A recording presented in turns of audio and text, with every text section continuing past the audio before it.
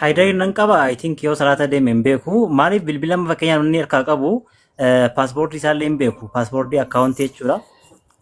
Kanaaf tarii booda rakkoo biraa uumuu danda'innaa waan jedhuudhaafini kaleessa irra dubbataa turre Abu Xalaafaa wajjin bulle kaleessa. Kaleessa guyyaa guutuu ganamaa kaasneensis keessaan akka garee shaadatti kana dubbataa turre galgalallee ustaazota waliin warruma ammaa asirratti affeerama wajjin dubbataa turre takka akkaawuntii baasaati goottaa irratti walii galle kaleessa akkaawuntii haaraa akka bahee dhufu irratti akkiid sana waan godhan natti hin fakkaatu bilbilaa fi nama kaasaan jiranii sana immoo irratti nuti liidara isaaniitti sirreessinaan eegnaa naan jechaa turanii mee ati itti nu bilbili hayyeeti itti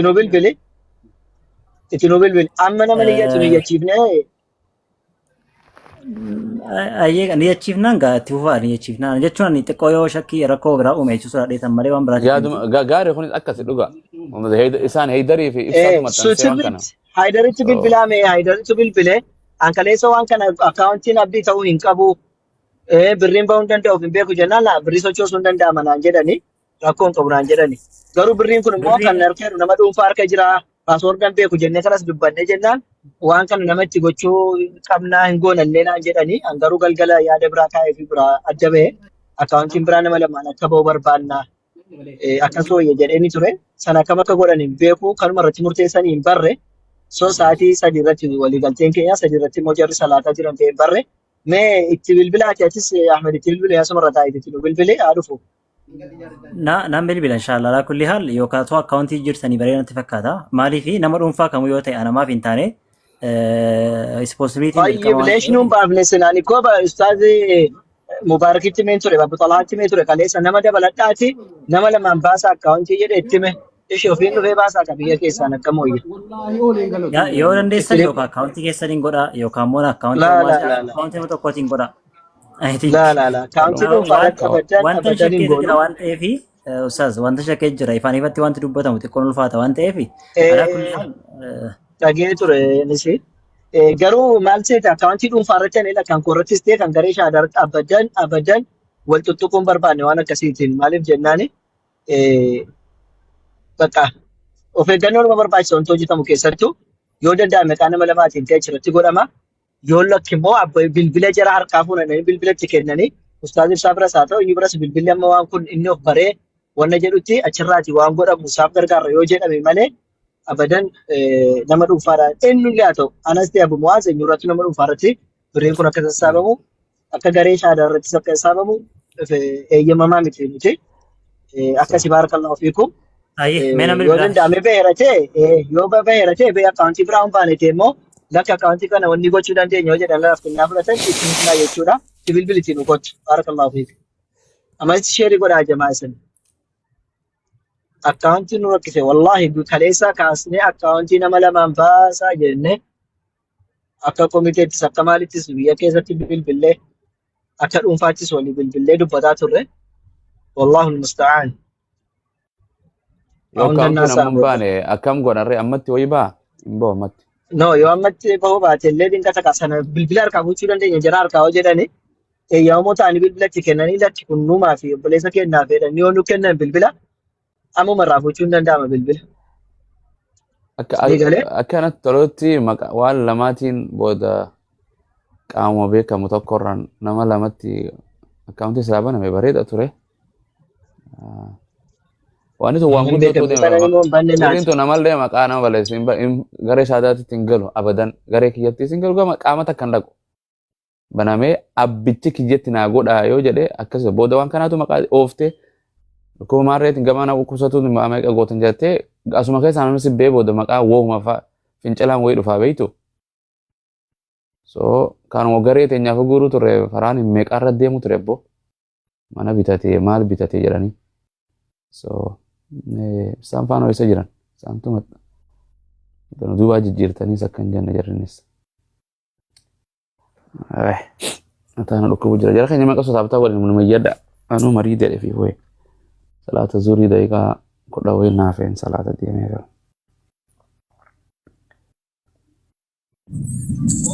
السلام عليكم ورحمة الله وبركاته. وعليكم السلام ورحمة الله. أبو معاذ أستاذ كان هندنو بقى جرات ما شاء الله ربي يجسن جارنا رب بركاسني أقولو bisna jalla Jira sagalee Anis du'aa hin gootanii warra osoo gara biyyaa deemaa jiru xayyaara irratti dhaabateerra inshaallah gaafa biyya gabbu yaanillee kuma kudhanii ni yaadde rabbi jedhe rabbi haafiu Allah Saudi rabbi right ekwaataaridha Qatar oh Qatar inshaallah garteetiin garteetiin David gorsallee waa hundaa'u ni beeytanii agartee obboleessa tiketa gara mira Qatar irraan ka'u yaa rabbi sinif halaafes aamin inshaallah agartee akka gabbu'een agartee ni dabarsa gorsa ammoo amara keetti ka rabbiin ni beeytan agartee gabricha ofii hogga jaalatanii mokkora mokka garteetiin akka gartee maaliif jennaan agartee akka rabbi jecha gaggodhatu garteetiin jecha akka laaluuf agartaniitiin isa mokkora jedhee agartee kunillee homa jiru namni agartee diin keessatti ni beeytanii maraayyuu أيحسب الناس قد يتركوا آمنا يقولوا هم لا يفتنون غنما غلغلا نمت امتني نمني كأن في كون اللي ندقتا تناسا قد إن شاء الله ربي قد آفيو صبري قد ربي ساها كأنه أكنوا منمنا قد دين دفني مكرما وقد شهادنا ما قبسيفتن هون ديني همتنيني قستي مكرا باي ربنا قد وايدوني سم مكرا سورة بقرا سنة قد نمنون دري بيكا صبري ربي أكنوا في خغنا مكرا مسني مكرا من هون دي كأنه دين كنا رت الرم مكرما رسول الله رت نمني بيكا رب بركاي سني أقول جزاك ربي سني أكفلوا ربي يجي سنجار نوججبات ربي سناتي إن شاء الله وانت كيسن السلام عليكم ورحمة الله وبركاته. وعليكم السلام ورحمة الله أبشروا وعليكم السلام ورحمة الله. نجار بسيا وري يا وجراتن هايدر يورو في لكم ريفتو غشاني هايدر يورو سنجار ريفنا دوت رئيسا كوتي بك عبدي لو مسيتني فكاتو ما سنجان أنا ما ندد والله والله عبدي ده ما عبدي مجاي ما ندد دافو إن شاء الله دعاء يقول رافي وانت قد دالو بولا نافوي ساعتي سبحان الله والله أنا وانا كسيد أجيه أكا فيديو سلا درجة إفهم إجابة جت كابت نكا منافقة إرجعي تي كما سا كيسين منافقة سبحانك ربي حقيقة وان أتو أرجتني تي سورة إسا سورة سكيرين بافهم لله سو بافهم يعني وان دن ديسني كومنتي يبرستني ميتي حقيقة والله وان كم تقول لما لنا ما تكلنا نيمتي بريء أما قافة مو كم تقول لما نوم باي كيسوا في الدشور مانه كم تقول لما شاي بيتان جوتو بيجتي روما سنيجالي أنا فو وان كوسا وان ما كستيل على ليرو منو جهاز منو كنا سنتي فكاتين أصلاً جذبنيتي بالبلا كيسان كدربت سنيجالي بالبلا كيسان كدربت تانيتي يا الله جت كان يكمل نفسه كي غرورته كان مو بالبلا كم بالبلا كي غرورته يوكي كوركي كم دواركي के बात से करने की चुतुरे सुनी गले अम्म सुनो gyno film Beko अम्म सिमास बासु नीले और बादशाह मयूं फक्का तो बेके यो चोड़ा सनी को बारक अल्लाह फीकु उनकी किले सनु अम्म रब्बी ने सिद्ध लाफिस बरगत से कॉमिटी का कब वो खेलने थे लेकिन अम्मो निवान में रब्बी सिद्ध लाला जरो असलन से गाओ सिलाओ ज़कागर अगर हम बाप तुम्हें तीरे Imbaaf tumii ijoo namni imbaasiin jira. Sanuma keessallee godhachuu dandeessan yoo dhabdan jechuudha. Tole yoo dhabdan. Barakallahu fiikum. Ishi abdiin maal ta'e jamaa Haydar. Ustaz shabakaan kiyya na rakkisuu jira. Warra emoojii boo'ichaa gadhiisu kanaan koppilinkii fi taaptaabii bakka san sheerii godhaa jedhaani. Bakka bosa yaa jamaa akkas nu godha jazakallahu khair akkas. Yaa inni lammataa immoo namoonni tokko jarjaranii beektaa kallattii garaagaraatiin eenyu jechuu danda'anii akkaawuntiin deeggarsi abdii raggaasaa irratti godhamu inni tokko akkaawuntii dhuunfaa isaati inni kaan immoo akkaawuntii gamtaadhaan ba'ee yaala obboleessa keenyaatiif ooluu danda'a. Kamirrattuu kan hin galle ta'uu isaati san akkasitti akka hubatan barbaada. Namoonni tokko beektaa amma karaa jalaatiin namni miira keessa jira waan ta'eef wal burjaajessuu wantoonni garaagaraa waan akkasii argamuu danda'a. Ana akka nama dhuunfaatti namni tokko isarra galche jettanii himachuu hin dandeessan. Sababni isaa hin qeebalamu waan ta'eef jechuun fudhatama hin qabu sinii galee. Abbaan eenyu itti dhiyaata abbaa isaati obboleessa isaati obboleetti hiriyyaadhaa waan akkas jedhamu hin jiru jechuudha. Mallaqa nama dhuunfaa tokko irratti akka hin galchine mallaqni galu kallattiidhaan akkaawuntii abdii irratti namni akkaawuntii kan dhabdan. Inni kaan immoo ka deeggarsa guyyaarraa Ustaaz Ahmad Faan bira turan waan ta'eef yoo waan san haala mijeessuun dadhabame maleeni. Ustaaz Ibsaa fi Haydarni jiranii yoo danda'amu baate haala mijeessanii akkaawuntii maqaa nama 2 fi 3 ittiin baasanii garee itti godhanii waan kana yaala obboleessa keenya bifa saniin qindaa'aa ta'uu danda'u qabaata. Kanaan alatti immoo nama dhuunfaa irratti birrii Itoophiyaa takka yookaan saantiba takka yoo kennitan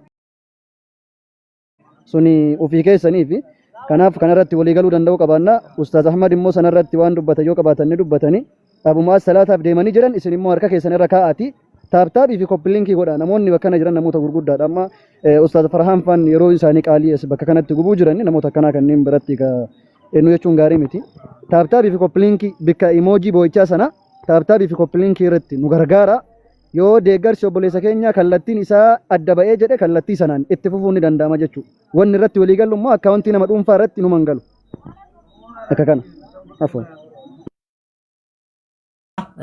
hundi keessan baarakallahu fiikum dhugaa dubbate wanti dubbate dhugaadha akkaawuntii nama dhuunfaa irratti hin barbaachisu namni akkaawuntiin banuudhaaf yaalamaa ture namummoon abdiidhuma yaalchisuudha xiqqoo biizii ta'e namni hundumti namaayyuu amma kaleessaa irra kaasee namni baay'een achi hin galle amma Haydarfaa jiru namoonni baay'een achi achuma turre anuyyuu ammarreef sa'aatii 8 akkasii boodaan gara manaa deeme malee hundumtuuyyuu achuma bulee achuma oolee achuma jira dhimuma isaatiif namni cinqamaa jira malee akkaawuntii banuudhaaf iyyuu namni xiqqoo rakkate sanaaf malee waan biraatiif miti. Kanaafuu amma Haydar dhuftee jirta Ustaaz Farhaan isa deeme.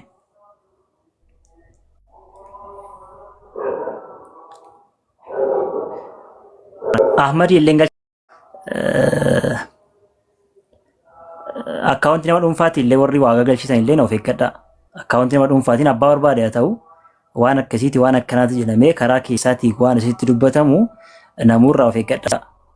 Kaa'in ammaan kaan ana Ahmadiin maaf hin taane maqaa namootaatiin maqaa waan adda addaatiin maqaa khayrii waan adda addaatiin hojjetamuudhaan karaa dhuunfaatiin dubbatamu karaa dhuunfaatiin karaa nama dhuunfaatiin dhufeessin itti haasa'amu irraa of eeggadha.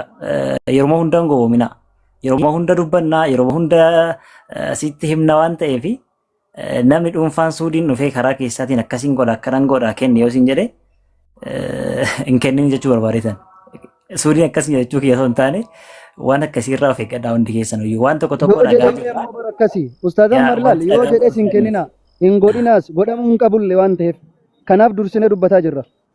Booda waan akkasii namni keenya kaasa beektaa dursee namni hin hubatu rakkinni jiru sani. Akkana. Ustaaz Farhaan hin galchaa.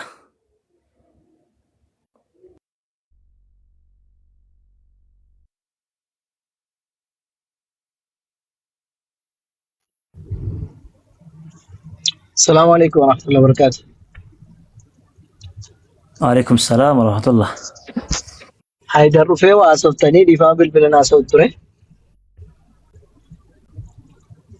وما نصفني أستاذة دبساني يتشور بالي ثاني نصفني ما.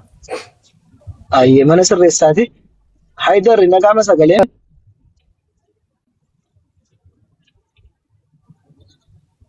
السلام عليكم.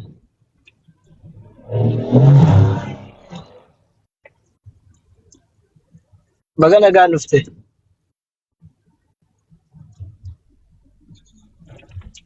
ما شاء الله بارك الله فيكم.